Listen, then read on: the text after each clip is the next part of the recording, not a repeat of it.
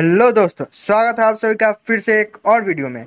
Hope आप सब अच्छे ही होंगे। और इस चैनल पे हम आपके लिए लाते रहते हैं एग्रीकल्चर से रिलेटेड क्वेश्चंस और बहुत सारे टिप्स एंड ट्रिक्स। अगर आप इस चैनल पे नए हैं तो चैनल को सब्सक्राइब कीजिए, वीडियो को लाइक कीजिए और लोगों को शेयर कीजिए ताकि वो भी इस चैनल का भरपूर लाभ उठा सके।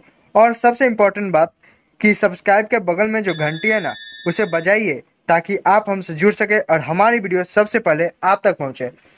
दोस्तों, इस वीडियो में मैं आप लोगों को इंटरटेन करने वाला हूं, तो स्टार्ट करते हैं अपना स्पेशल सा इंटरटेनिंग वीडियो।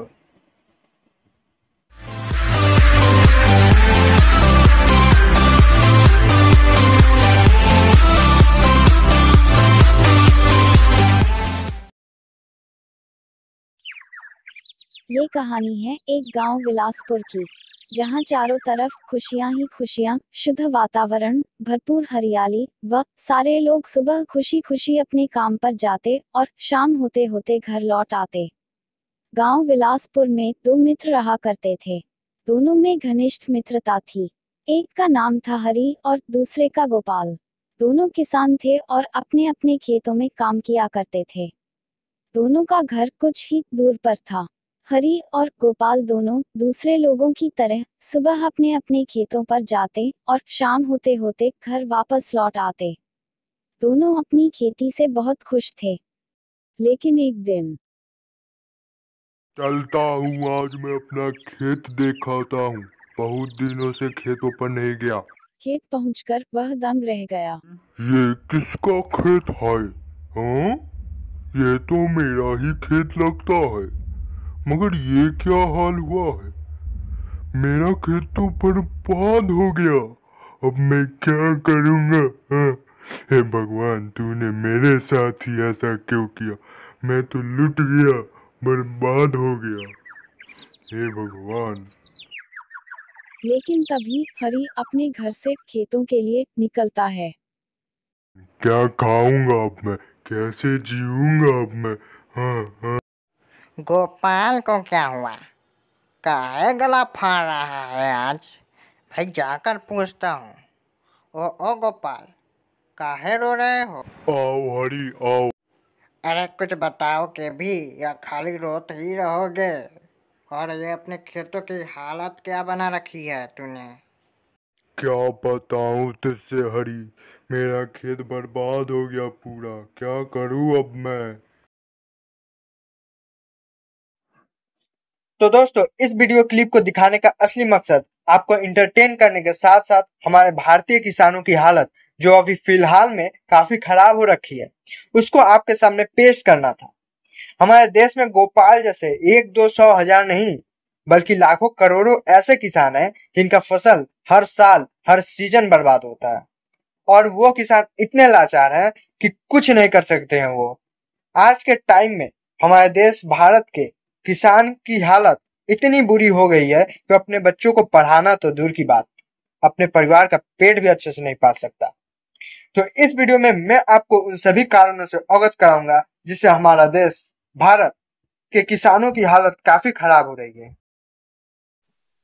दोस्तों, हम सभी जानते हैं कि हमारा देश भारत एक कृषि प्रधान देश है। यहाँ कृषि को प्रधानता दी जाती है। फिर भी हमारा देश यानी भारत खेती के मामले में, कृषि के मामले में, एग्रीकल्चर सेक्टर में बहुत पीछे है। आखिर ऐसा कौन सा कारण है जिससे इजराइल जैसा छोटा देश भी कृषि के मामले में, एग्रीकल्चर सेक्टर में टॉप के पोजीशन पे, और वहीं भारत जो जनसंख्या की दृष्टि से दूसरा बड़ा देश और क्षेत्रफल की दृष्टि से 7वां बड़ा देश है, वो भी पीछे है। ऐसा कौन सा कारण है? इसके पीछे कौन सा मेन रीजन है? तो इस वीडियो में मैं आपको यही सारी बातें डिस्कस करूंगा, शेयर करूंगा, जिससे आपको पता चल जाएगा कि आज हमारे देश में किसानों की ऐसी हालत क्यों हो रखी है, हमारे देश एग्रीकल्चर सेक्टर में इतना पीछे क्यों है। तो वीडियो को स्टार्ट करने से पहले अगर आपने हमारी पिछली वीडियो जो लोकस्ट अटैक के बारे में थी नहीं देखी होगी तो ऊपर आई बटन में जो लिंक आ रही है उसे क्लिक करें और देखें। तो दोस्तों, हम खेती से स्टार्ट करते हैं कि खेती क्या है, या फिर बोल लें कि कृषि क्या है, एग्रीकल्चर किसे कहते हैं। आजकल बहुत सारे ऐसे किसान हैं जिन्हें खेती का असली मीनिंग तक नहीं पता कि एग्रीकल्चर किसे कहते हैं, एग्रीकल्चर का असली मीनिंग होता क्या है। इसका असली मतलब होता है कि आप अपनी कृषि या उससे रिलेटेड जितनी भी सारी चीजें हैं उससे भावनात्मक तरीकों से जुड़ जाएं। भावनात्मक तरीकों का मतलब यहाँ पे ये है कि मान लीजिए कि अगर कोई भी आदमी आपके बच्चों को छू भी देता है तो आप उसे झगड़ने चल देते या हो सके तो मारपीट भी कर लेते। यही भावना, यही इमोशन जो आपके अपने बच्चों से जुड़ी है, वही भावना अगर आप अपने खेतों से जोड़ ले, यानी कि अगर कोई कुछ भी जो आपके फसलों को हानि पहुंचाता है, आपके पशुओं को हानि पहुंचाता है या उससे रिलेटेड जितनी भी सारी चीजें उसको हानि पहुंचाता है, उसे रोको, तब आप एक सफल किसान बन पाओ। सफल किसान बनने का मतलब ये नहीं हुआ कि आपके फसल को अगर कोई हाथ लगाता है तो उसे झगड़ने चल जाओ, बल्कि सफल किसान बनने का असली मतलब ये होता है कि आप अपने फसल व अपने पशुओं के सामने डट के खड़े रहो और कोई भी प्राकृतिक आपदा आए, जैसे बाढ़, बारिश, ओला आए, तो आप उससे अपने फसलों को बचा सको। और कोई भी इंसेक्ट या फिर डिजीज आपके फसलों पर अटैक करे तो आप उसे खत्म कर सको। यहाँ पर दोस्तों मैं दो ऐसे कारण बताऊंगा जिससे हमारे देश के किसानों की ये हालत हुई है। पहला कारण तो किसान खुद है, खुद जिम्मेवार है अपने हालत के लिए, और दूसरा हम लोग। जी हाँ दोस्तों, हम लोगों के कारण भी किसानों की हालत काफी बदतर है। अगर मैंने दोनों कारण इस वीडियो में शेयर किया तो वीडियो काफी लंबी हो सकती थी, सो हमने डिसाइड किया है कि इस वीडियो को पार्ट बाय पार्ट बनाया जाए। तो मैंने पहले ही बताया है कि किसान खुद जिम्मेवार है अपनी हालत बिगाड़ने में। आप सोच रहे होंगे कि मैं पागल बना हूं, तो दोस्तों मैं पागल नहीं बना रहा हूं, मैं फैक्ट बता रहा हूं कि हमारे देश में 70% से अधिक किसान खुद जिम्मेवार है अपनी इस हालत के लिए। अधिकतर किसान की पहली गलती ये होती है दोस्तों कि वह गोपाल जैसा लापरवाह होता है कि एक बार अपने खेतों में बुआई कर दी, सोइंग कर दी, तो दूसरी बार जब पानी देने की जरूरत होगी, जब सिंचाई करने की आवश्यकता होगी, जब इरिगेशन का टाइम आएगा, तब वो अपने खेतों पर ध्यान देता है, तब वो अपने खेतों पर जाता है। किसान यहाँ पर यही गलती करता है कि प्रतिदिन वो अपने खेतों पर नहीं जाता है, वह ध्यान नहीं देता है। रिजल्ट क्या आता है? 0, पैदावार 0 के बराबर। और किसान बोलता है कि उसने बहुत मेहनत करी है, सिंचाई भी टाइम पर करी है, इरिगेशन भी टाइम पर करी है, बहुत मेहनत करी है उसने, पैदावार कुछ हुआ नहीं है, खेती में कुछ नहीं रखा है, खेती कुछ नहीं है, खेती छोड़ो और दूसरा काम पकड़ो। मैं आपको यहाँ पे एक नोट करने वाली बात बता दूं कि भारत में ही, मैं किसी दूसरे देश की बात नहीं कर रहा दोस्तों, भारत में ही ऐसे ऐसे किसान हैं जो खेती से ही इंजीनियर और डॉक्टर जैसी कमाई कर रहे हैं। इसलिए मैं गर्व से कह सकता हूँ, proud to be farmer, proud to be agriculturist, यानी कि अपने किसान होने पर गर्व करो दोस्तों। खेती जैसी अनमोल काम को छोटा मत बनाओ, इस काम को मत छोड़कर भागो, क्योंकि यह देश की नींव है, देश इसी पर टिका हुआ है। तो पहला कारण क्या है दोस्तों कि किसान प्रतिदिन अपने खेत पर नहीं जाता है, प्रतिदिन अपने खेत को ध्यान नहीं देता है।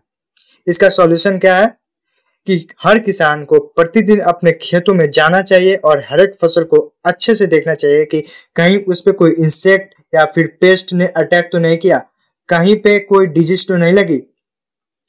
द नेक्स्ट बेसिक गलती जो किसान अक्सर करता है वह है अपने खेतों में केमिकल फर्टिलाइजर्स यानी रासायनिक फर्टिलाइजर्स का अंधाधुंध प्रयोग करना। जी हाँ दोस्तों, ये बेसिक गलती है जो किसान अक्सर किया करता है। मेरे ख्याल से, मेरी ओपिनियन से, किसान को 1% भी केमिकल्स, पेस्टिसाइड्स, फर्टिलाइजर वगैरह का प्रयोग नहीं करना चाहिए। 80% से अधिक किसान केमिकल्स का यूज करते हैं, जिससे पैदावार में काफी कमी आती है और किसानों को बहुत नुकसान होता है। बट आजकल के किसान यह मानने को तैयार ही नहीं है कि केमिकल्स के यूज से उन्हें ही नुकसान है। आज मैं किसानों की आंखों में जो रसायन की पट्टी बनी है ना, उसे हटाना चाहता हूँ, उसे खोलना चाहता हूँ और किसान भाइयों को सारी सच्चाइयों से अवगत कराना चाहता हूँ कि रसायन के यूज से उनकी हालत कैसे बदतर होती जा रही है दिन प्रतिदिन। आज दूसरे देश जैसे इजराइल हो गया, ब्राजील हो गया, सारे टॉप के पोजीशन पे है एग्रीकल्चर सेक्टर में। आखिर क्यों है वो? आखिर क्या रीजन है उनके पीछे कि वो टॉप के पोजीशन पे है और भारत बहुत नीचे है? क्योंकि वे रसायन का और केमिकल्स का, पेस्टिसाइड्स का, वीडिसाइड्स का, फर्टिलाइजर्स का यूज कदापि नहीं करते अपने खेतों में। हमारे देश में लोग आंदोलन करते हैं, नारा लगाते हैं कि स्वदेशी अपनाओ विदेशी भगाओ, बट हमारे किसान भाई बंधु विदेशी अपनाओ स्वदेशी भगाओ आंदोलन कर रहे हैं। अब मैं बता रहा हूं कैसे। विदेशी कंपनियों की सबसे बड़ी एग्रीकल्चर सेक्टर में सबसे बड़ी बिकने वाली चीज है क्या? रासायनिक खाद, केमिकल फर्टिलाइजर्स और कीटनाशक दवाइयां, जो कि फुल्ली केमिकल होती हैं, जो कि हमारे किसान भाई लाखों पैसों देकर, लाखों करोड़ों पैसे देकर खरीदते हैं। जैसे यूरिया हो गया, डीएपी हो गया, वह बहुत सारे केमिकल्स। 2009 में एक डाटा आया था इंडिया में। उस डाटा के अनुसार भारत में हर साल, आप नहीं सोच सकते हैं दोस्तों, भारत में हर साल 4,80,000 करोड़ रुपयों की रासायनिक खाद व कीटनाशक दवाइयां केवल खरीदी जाती है। वो भी किसके द्वारा? हमारे किसान भाई बंधुओं के द्वारा। जी हाँ दोस्तों, आपने सही सुना, 4,80,000 करोड़। अगर किसान इसे ना खरीदे, इसका बहिष्कार करे, तो किसानों को व देश दोनों को फायदा होगा। अगर किसान ना खरीदे ऐसी चीज, ऐसी रासायनिक पदार्थ जो कि काफी टॉक्सिक है हमारे लिए, हमारे खेतों के लिए, ये करोड़ों रुपए भारत में ही रह जाएंगे। वह भारत का जीडीपी तो बढ़ेगा ही बढ़ेगा और इंडिया का ग्रोथ और अच्छे तरीके से होगा, पहले से बेटर होगा। इस प्रॉब्लम का सॉल्यूशन ये है दोस्तों कि ये सारी केमिकल्स, डीएपी वगैरह, यूरिया, एनपीके, बेंजीन, हेक्साक्लोराइड वगैरह मत डालो अपने खेतों में। तो आप लोगों के मन में एक छोटा सा क्वेश्चन आ रहा होगा कि क्या डालें हम इसके बदले। तो ध्यान से सुनिएगा दोस्तों, देसी गाय के गोबर से बना हुआ खाद तैयार करें व उसे डालें अपने खेतों में। इसके अंधाधुंध प्रयोग से कोई नुकसान नहीं होने वाला, उल्टा फायदा ही फायदा होगा, क्योंकि गोबर से बनी खाद जो होती है उसमें लाखों करोड़ों फायदे हैं रासायनिक खाद के मुकाबले। इसी वीडियो में मैं आपको आगे बताऊंगा कि गोबर के बने खाद से क्या फायदा है और रासायनिक खाद के उपयोग से क्या नुकसान है। पहली बात की रासायनिक खाद जो होती है वो काफी महंगी होती है दोस्तों, और इसका सारा पैसा फॉरेन जाता है, बाहर जाता है, बाहर के देशों में जाता है। तो इससे हमें 1% भी फायदा नहीं होता है। और अगर एक बार खेतों में, अपने खेतों में एक बोरा केमिकल्स, कैसा भी केमिकल्स, टॉक्सिक केमिकल्स भी डाल भी दिया, तो दूसरी बार में ऑब्वियसली 2 बोरे, तीसरी बार में ऑब्वियसली 3 बोरे डालना ही डालना है। अगर नहीं डालोगे तो पैदावार होगा ही नहीं। क्यों? क्योंकि हमारा खेत जो है, हमारी मिट्टी जो है, हमारे खेतों की सॉइल जो है, वो यूरिया, डीएपी वगैरह केमिकल्स का गुलाम हो चुका है। इससे रिजल्ट यह निकलता है कि एक तो किसान को हर साल 2 गुना इन्वेस्ट करना पड़ता है, वो भी केवल इन केमिकल्स पे, तो किसान को फायदा होगा नहीं। और दूसरी बात की रासायनिक खाद जो होती है वो बहुत ज़्यादा गर्म होती है, जैसे कि यूरिया हो गया, डीएपी हो गया। इसके उपयोग से हमारे खेतों की जो मिट्टी है, सॉइल है, वो काफ़ी बंजर हो जाती है, काफ़ी हद तक सूख जाती है, जिसलिए हमें पानी की आवश्यकता ज़्यादा पड़ती है। फॉर एग्जाम्पल, अगर गेहूं की खेती अगर गोबर के खाद से करें तो 3 बार सिंचाई की आवश्यकता पड़ती है, यानी पानी हम लोग को 3 बार ही देना पड़ेगा खेत में। और वहीं अगर chemicals, pesticide, fertilisers, urea, DAP वगैरह से का यूज करके हम लोग खेती करें तो वही सिंचाई की आवश्यकता 5 से 6 बार होती है, यानी 2 से 3 बार, 3 गुना ज़्यादा बढ़ जाता है सिंचाई, यानी पानी की आवश्यकता ज़्यादा पड़ती है। इस एग्जाम्पल से यह तो बात स्पष्ट हो ही गई होगी कि केमिकल्स का यूज करने से पानी की वेस्टेज ज़्यादा बढ़ जाती है, जिससे वाटर लेवल पर भी असर पड़ता है। वाटर लेवल घट जाएगा, यानी कि इस प्रॉब्लम का एकमात्र ही उपाय है कि गोबर के खाद का यूज करना। अब नेक्स्ट गलती क्या होती है किसान से दोस्तों, मान लीजिए किसान गोबर की खाद का यूज अपने खेतों में कर भी रहा होता है, बट पैदावार हो ही नहीं रहा, तो किसान उस बंदे को ब्लेम करेगा, उस आदमी को ब्लेम करेगा जो उसे सजेस्ट किया होगा कि भाई तुम गोबर से बने खाद का यूज करो, तुम्हारे फसल का पैदावार 2 से 3 गुना बढ़ जाएगा।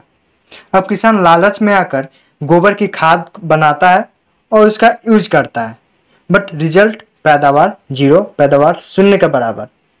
यहाँ पर किसान यही गलती करता है कि गोबर से बने खाद का यूज तो वह कर रहा है, बट उसे ये पता नहीं है कि उसका यूज कैसे करना है, कि और गोबर की खाद बनाना कैसे है। तो इस प्रॉब्लम का डीपली सॉल्यूशन कि गोबर का यूज कैसे करना है, कैसे खाद बनाना है, मैं अगली वीडियो में बताऊंगा। नहीं तो ये वीडियो काफ़ी लंबी हो जाती। तो बढ़ते हैं हम नेक्स्ट गलतियों पर जो कि किसान अक्सर किया करता है कि किसान तो खेती कर लेता है, अच्छी खासी पैदावार भी हो जाती है होगी उसकी, बट किसान अपने खेत को अच्छे से मैनेज नहीं कर पाता है। वह मैनेजमेंट स्किल्स पर ध्यान ही नहीं देता है। यहाँ पर मैनेजमेंट स्किल्स का मतलब है कि दोस्तों किसान डिजीज मैनेजमेंट कैसे करे, वीड्स मैनेजमेंट कैसे करे, इंसेक्ट मैनेजमेंट कैसे करे, वगैरह वगैरह। किसान को ये तो पता होता है कि फसल में कीड़े लगे हैं, फसल में डिजीज आई है, डिजीज अटैक हुआ है फसल में, बट उसको ये पता नहीं होता कि वो कौन सा डिजीज है, कौन सा कीड़ा है, वो उसे किस प्रकार भगाना है, किस प्रकार नष्ट करना है, इत्यादि वगैरह। किसान अपने स्किल्स, अपनी योग्यता को बढ़ाने के ऊपर ध्यान ही नहीं देता। तो इसका एकमात्र सॉल्यूशन ये है कि दोस्तों कि किसान अपने नज़दीकी केवीके में संपर्क करे या फिर अपने किसी नज़दीकी एग्रीकल्चरल ट्रेनिंग सेंटर में जाए और अच्छी खासी ट्रेनिंग ले वहाँ से और फिर खेती करे, फिर खेती का स्टार्ट करे। इससे किसानों की योग्यता बढ़ेगी और कि कैसे वो इंसेक्ट से, डिजीज से और प्राकृतिक आपदाओं से निपटे और अपनी फसल को बचाए। तो ये 2-3 गलतियां थी दोस्तों जो किसान करते हैं, अक्सर करते हैं किसान। और अब मैं दोस्तों ये बताऊंगा कि रासायनिक खाद के यूज से क्या नुकसान है और गोबर की खाद के यूज से क्या फायदा है किसान को और हमको और हमारे इकोसिस्टम को। अगर किसान अपने खेतों में रासायनिक खाद का इस्तेमाल करता है, यूज करता है, तो इससे बहुत ज़्यादा नुकसान है। जैसे कि पहला, मैंने पहले ही बताया है कि ये काफ़ी महंगे होते हैं और इसका सारा पैसा बाहर जाता है। दूसरा, इसके इस्तेमाल से हमें पानी की आवश्यकता अधिक पड़ती है, पानी का वेस्टेज ज़्यादा होता है, वाटर लेवल पे भी असर करता है, वाटर लेवल घट जाता है। तीसरा, ये काफ़ी गर्म होते हैं। अगर इसका उपयोग हम करें अपने खेतों में तो बहुत सारे माइक्रो ऑर्गेनिजम्स, जीवाणु जैसे केंचुआ हो गया और बहुत सारे जीवाणु होते हैं जो हमारे लिए काफ़ी लाभदायक है, हमारे फसल के लिए, हमारी मिट्टी के लिए, हमारे सॉइल के लिए काफ़ी लाभदायक है।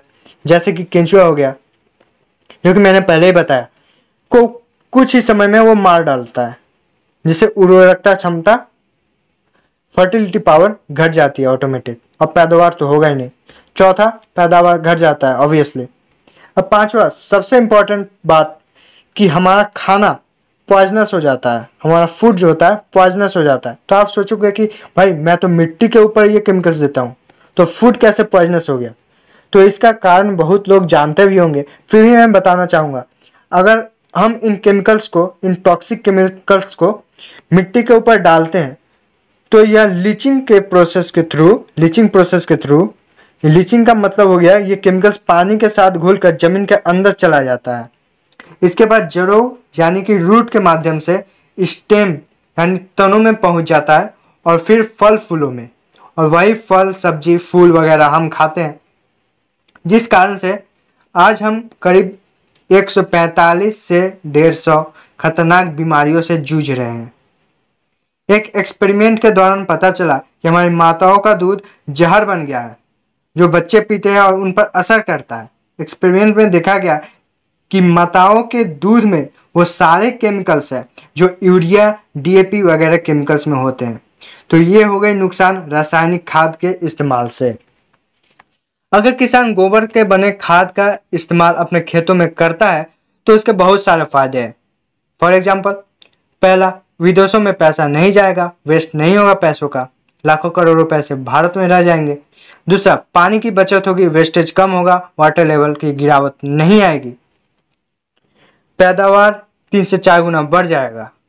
तीसरा, किसानों को मुनाफा ज़्यादा होगा। चौथा, मिट्टी की उर्वरकता क्षमता यानी फर्टिलिटी पावर बढ़ जाएगी। पांचवा, फूड पॉइजनस नहीं होगा, हमारा फूड जो होता है, हमारा खाना पॉइजनस नहीं होगा। छठा, जीवाणुओं की संख्या जो होगी, माइक्रो ऑर्गेनिजम्स की संख्या जो होगी वो बढ़ जाएगी 2 गुना या 3 गुना। सातवां, सॉइल पॉल्यूशन नहीं होगा। और ऐसे 1-2 नहीं, हजारों फायदे हैं दोस्तों इसके।